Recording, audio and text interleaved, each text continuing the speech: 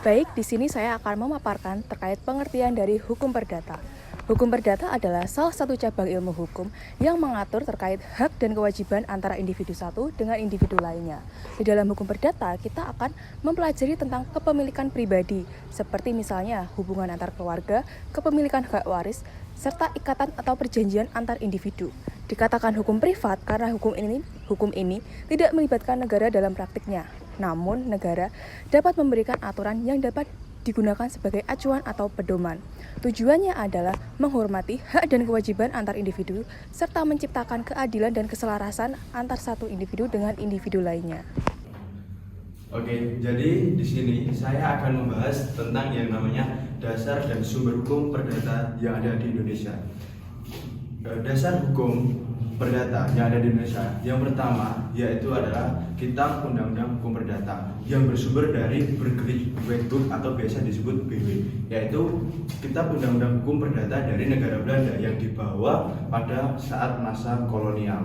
Dan juga hukum perdata di sini membahas tentang perikatan benda, keluarga, dan juga waris. Ada pula sumber hukum perdata yang ada di Indonesia. Yang pertama perundang-undangan. Ada yang namanya Undang-Undang Perlindungan Konsumen, Undang-Undang Perdagangan, Undang-Undang tentang Perjanjian, dan lain sebagainya. Dan selanjutnya adalah adat. Jadi hukum adat ini juga mempengaruhi sistem dan dinamika hukum perdata yang ada di Indonesia. Contohnya untuk persengketaan adat, adanya hak waris, terus pernikahan adat, dan tradisi-tradisi lainnya seperti hak ulayat, permasalahan tanah yang sekarang menjadi undang-undang pokok agraria, dan seperti itulah. Yang selanjutnya ada yang namanya jurisprudensi atau putusan hakim yang dijadikan pedoman untuk kasus yang serupa di kemudian hari. Yang selanjutnya ada juga yang namanya traktat atau perjanjian internasional. Itu adalah dari konvensi internasional yang diratifikasi oleh negara Indonesia dijadikan undang-undang. Contohnya tentang Undang-Undang Hak Kekayaan Intelektual. Nah, itu juga salah satu bentuk dari ratifikasi yang dilakukan oleh Indonesia tentang hukum perdata. Yang selanjutnya adalah doktrin, yaitu pandangan dari para ahli yang menyatakan sesuatu tentang hukum perdata dan dijadikan pedoman oleh negara Indonesia untuk mengatur hukum perdatanya. Jadi, kesimpulannya adalah hukum perdata yang ada di Indonesia itu dipengaruhi oleh kolonial Belanda, hukum adat, dan juga kemodernitas global. Di sini saya akan menjelaskan mengenai subjek hukum. Subjek hukum adalah setiap pihak yang mempunyai hak dan kewajiban dalam hukum perdata. Terdapat dua subjek hukum. Yang pertama adalah manusia, yang kedua adalah badan hukum. Yang pertama adalah manusia sebagai subjek hukum. Manusia setelah dilahir sudah menjadi subjek hukum hingga manusia itu meninggal. Bisa juga sejak dalam kandungan karena ada kepentingan warisan. Untuk contoh hak manusia itu membuat perjanjian, punya harta sendiri, dan menggugat dan digugat. Yang kedua adalah badan hukum sebagai subjek hukum. Badan hukum adalah organisasi yang mempunyai hak dan kewajiban layaknya manusia. Nah, ciri-cirinya dari badan hukum ini adalah yang pertama itu punya harta sendiri, yang kedua itu dapat membuat perjanjian, yang ketiga itu menggugat dan digugat, dan yang keempat itu punya tujuan tertentu. Contohnya adalah PT, yayasan, BUMN, dan universitas tertentu. Manusia dan badan hukum itu menjadi subjek hukum sampai dengan manusia itu meninggal, dan kalau badan hukum itu sampai badan hukum itu dibubarkan. Cakap itu ada dua, cakap dan tidak cakap. Cakap itu artinya orang yang sudah dewasa dan tidak dalam pengakuan. Kalau tidak cakap itu orang yang masih kecil atau anak-anak dan sedang dalam pengakuan. Baik, di sini saya akan melanjutkan materi dari teman atau rekan saya, di mana dalam hal ini saya akan membawakan materi tentang objek hukum perdata. Apa sih objek daripada hukum perdata itu? Ia adalah segala sesuatu yang menjadi sasaran antara hubungan hukum perdata dan juga subjek hukum perdata. Lalu, mengapa kita harus mengkaji daripada objek hukum perdata ini? Ialah karena dalam objek hukum perdata ini dapat menimbulkan adanya hak kewajiban dari hubungan hukum perdata. Lalu selanjutnya adalah apa aja sih bentuk daripada objek hukum perdata? Itu ada 3 teman-teman. Yang pertama ada benda atau kekayaan, yang kedua ada jasa atau prestasi, yang ketiga ada hak. Nah, untuk benda itu dibagi lagi menjadi 4 bagian. Yang pertama hak yang yaitu benda yang berwujud, lalu yang kedua benda yang tidak berwujud, lalu yang ketiga benda yang bisa bergerak, dan yang terakhir adalah benda yang tidak dapat bergerak. Untuk benda yang berwujud itu contohnya apa? Contohnya adalah emas, lalu mobil, kendaraan itu merupakan benda yang berwujud. Untuk yang tidak berwujud, contohnya apa? Contohnya ialah hak cipta, piutang, sewa, dan lain sebagainya. Lalu untuk benda yang bergerak, contohnya adalah emas dan uang. Untuk yang tidak bergerak, contohnya adalah bangunan dan juga tanah. Lalu kita beralih ke contoh daripada objek hukum perdata yang kedua, ialah jasa atau prestasi. Jadi, prestasi itu ialah suatu kewajiban yang harus dilakukan oleh pelaku yang membuat atau pihak yang membuat suatu perjanjian. Dalam KUH Perdata pada pasal 1234 sudah mengatur bentuk-bentuk daripada prestasi itu ada 3. Yang pertama adalah given atau melakukan sesuatu. Contohnya apa? Misal, ada seseorang yang memberikan suatu barang yang ia jual. Lalu yang kedua adalah menyerahkan tanah yang ia sewa. Lalu yang kedua ialah dalam bentuk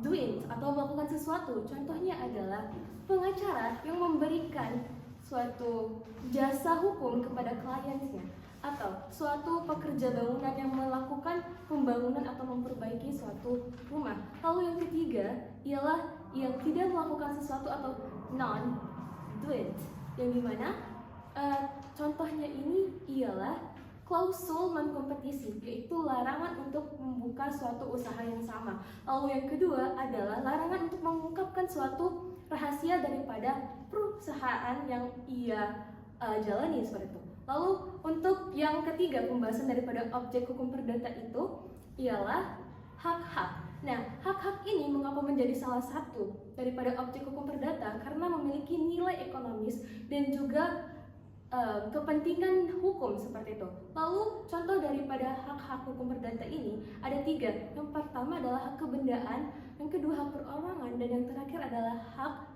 kekayaan intelektual. Untuk hak kebendaan itu ada hak cipta, hak pakai, dan juga gade. Dan untuk hak perorangan itu adalah hak untuk menuntut suatu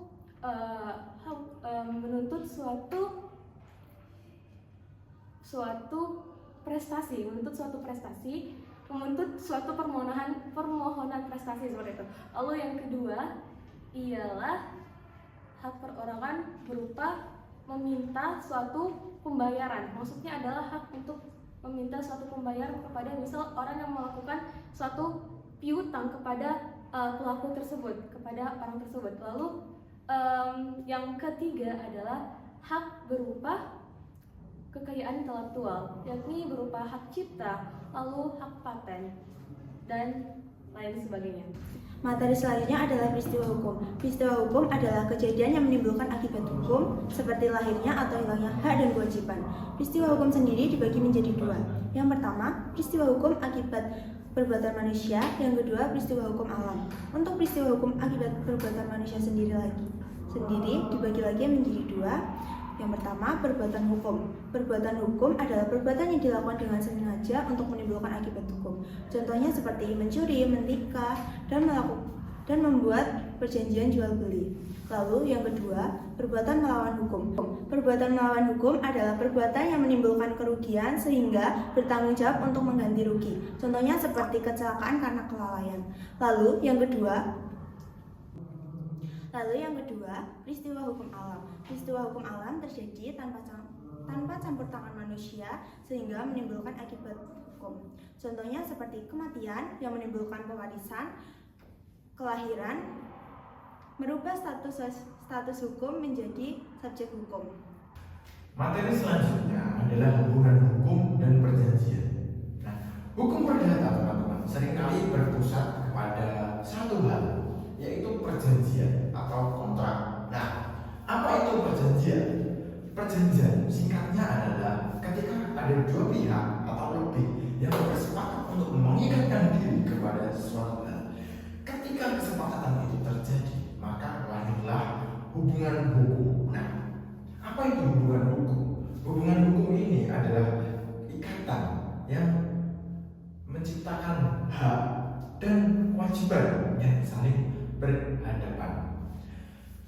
Contohnya, ada dua perikatan yang lahir dari sesuatu perjanjian. Yang pertama yaitu pihak yang disebut kreditur. Nah, dia itu berhak menuntut pemenuhan. Dan yang kedua itu yaitu pihak yang disebut debitur. Dia itu berkewajiban untuk melaksanakan janji atau biasa disebut prestasi. Contoh sederhananya yaitu perjanjian jual beli motor. Bayangkan ketika si A setuju menjual motornya kepada si B dengan harga 15 juta. Nah, dalam perjanjian ini melahirkan dua perikatan utama. Perikatan pertama yaitu kewajiban si B sebagai pembeli, yaitu membayarkan uang sebesar 15 juta. Nah, dalam perikatan ini si A adalah kreditur, yaitu dia berhak untuk menuntut pembayaran, dan si B dia itu sebagai debitur yang berkewajiban untuk membayarkan uang 15 juta tersebut. Perikatan kedua yaitu kewajiban si A sebagai penjual yang menyerahkan motornya. Dalam perikatan ini, si B sebagai kreditur berhak untuk menuntut penyerahan motor, dan si A sebagai debitur yang berkewajiban untuk menyerahkan motornya kepada si B. Nah, kesimpulannya, dalam suatu perjanjian, setiap pihak bisa bergantian peran. Ia bisa menjadi kreditur atas haknya, dan dia juga bisa menjadi debitur atas kewajibannya. Nah, inti dari perjanjian, ingat, perjanjian yang sah itu mengikat seperti undang-undang bagi mereka yang membuatnya. Ini biasa disebut dengan asas pacta sunt servanda. Nah, untuk sah, perjanjian minimal harus memiliki dua hal penting. Yang pertama, kesepakatan dari kedua belah pihak. Nah, yang kedua yaitu isi yang halal atau tujuannya tidak melanggar hukum atau peraturan. Konsekuensi jika salah satu pihak tidak memenuhi janji atau melakukan berprestasi, maka hubungan hukum itu terganggu dan pihak yang dirugikan berhak menuntut ganti rugi atau pembatalan kontrak. Jadi, setiap kali ada tanda tangan kontrak, baik itu sewa rumah, jual beli, atau pinjaman, Anda sedang menciptakan hubungan hukum yang punya konsekuensi wajib untuk dipatuhi. Di sini saya akan menjelaskan tentang penyelesaian dan penegakan sengketa. Sebelum kita masuk ke dalam penyelesaian dan penegakannya, kita harus mengenali dulu apa itu sengketa. Nah, sengketa itu adalah perselisihan antara dua pihak atau lebih mengenai hak dan kewajiban dalam bidang hukum perdata. Misalnya seperti perjanjian jual beli, utang piutang, prestasi, dan waris. Nah, perselisihan ini tidak melibatkan negara, namun negara menyediakan mekanisme penyelesaian melalui pengadilan. Berikutnya kita akan masuk ke dalam upaya penegakannya. Upaya penegakan sengketa, upaya non litigasi atau di luar pengadilan.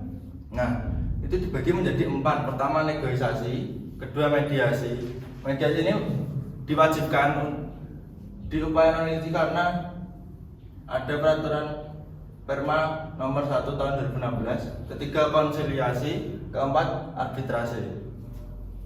Lalu kita akan masuk ke dalam upaya litigasi, yaitu melalui pengadilan. Tahapan melalui pengadilan ini dibagi menjadi 4. Pertama, tahapan umum. Kedua, pendaftaran para pihak. Ketiga, tahap mediasi. Keempat, pemeriksaan persidangan seperti pembacaan gugatan, jawaban tergugat, replik duplik, pembuktian seperti surat, saksi, ahli, petunjuk, pengakuan, dan sumpah. Yang terakhir ada putusan hakim.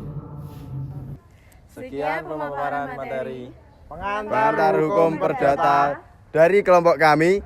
Thanks for watching.